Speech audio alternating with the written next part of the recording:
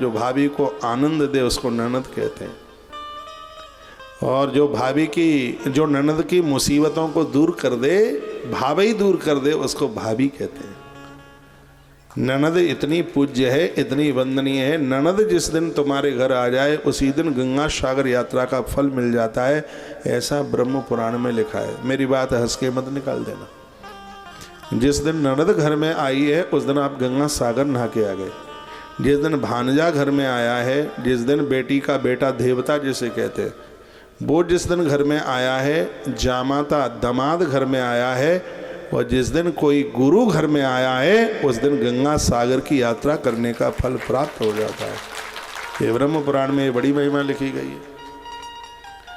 इसलिए ननद घर में आवे तो मुंह मत लटकाइए, मुंह मुस्कुराता हुआ होना चाहिए। ननद आई है, तुम्हारे पति की बहन आई है, वो बड़ी वंदनीय है, बड़ी पूज्य है। तुम्हें तुम्हारी पियर से जो कुछ मिला है और वो उठा के आपने अपनी ननद को दे दिया है, तो आपने तो 100 यज्ञ करने के फल प्राप्त कर लिए। लेकिन होशियारी इतनी है, पियर में से चमचिया मिले, आज की बहन है उसको भी छिपा करके रख देंगी। धरोहर तो उनकी पूरी पियर में ही होती है।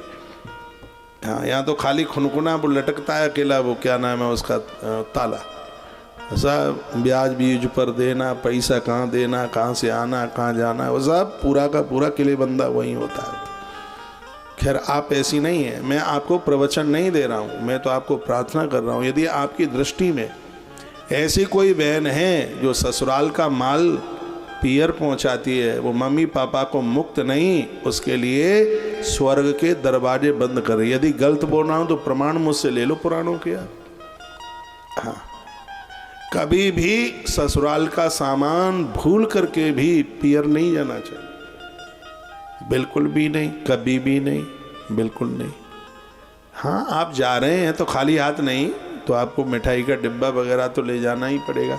लेकिन आप ससुराल से उठा करके कभी ये सामान पहुंचा दिया, कभी वो पहुंचा दिया, कभी मिक्सी पहुंचा दी, कभी और पता नहीं क्या क्या, मुझसे तो ज़्यादा नाम भी नहीं आता है। अब मिक्सी का नाम इसलिए याद आ गया है, तो एक कोई जीजी पूछ रही थी कि पति बड़ी अच्छी सी मिक्सी लेके आए, लेकिन हमारे पियर में थी नहीं, भैया की उतनी कमाई भी नहीं थी, तो हमने मिक्सी ससुराल की उठाकर पियर पहुंचा दी है। तो महाराज जी कुछ बढ़िया तो, कुछ घटिया तो नहीं किया है। मैंने कहा तो इसमें तुमने बढ़िया ही क्या किया है, मुझे ये बता दो। तो मुंह इतना सा रह गया, कहा अपराध हो गया। मैंने कहा जघन्य अपराध हो गया है बिल्कुल। मैंने एक रेल के डिब्बे में देखा, एक इतना अमीर व्यक्ति, और वो वर्थ में वो चद्दर बिछाई जाती है, उसने उसकी घड़ी करके और अपने बैग में वो सफ़ेद चद्दर डाली,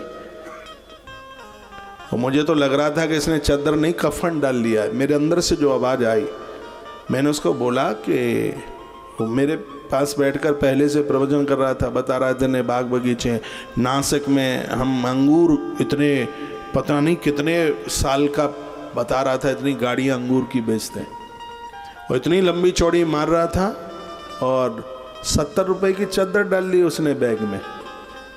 मैंने कहा ये तुम क्या कर रहे हो? तो बोलता है कि टिकट लिए 935 रुपए की।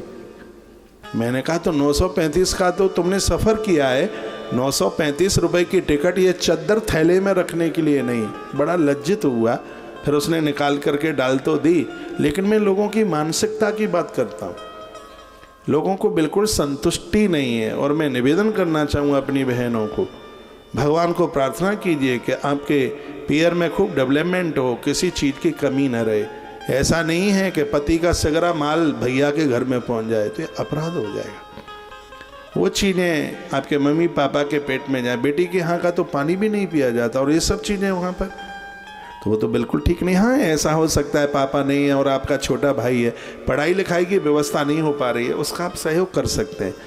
लेकिन अच्छे अच्छे अमीर घरों में, और ससुराल से कभी वो भेज दिया, वो क्या बोलेंगे, अचार का डिब्बा भर के 5 किलो वाला, और वो माताएं भी कैसे, रिंकी बहुत दिन हो गए तेरे हाथ का पापड़ नहीं खाने को मिला है। अब वो मम्मी के लिए पापड़ बना रही है, सास के लिए तो बनाया नहीं, फिर मम्मी के लिए पापड़ बना के थैला बैग के बैग। यहाँ ऐसी कोई बहन नहीं है, मैं तो औरों की बात कर रहा हूँ, क्योंकि मुझे पांडाल फुल भरना है कल परसों तक, ये खाली नहीं रखना है।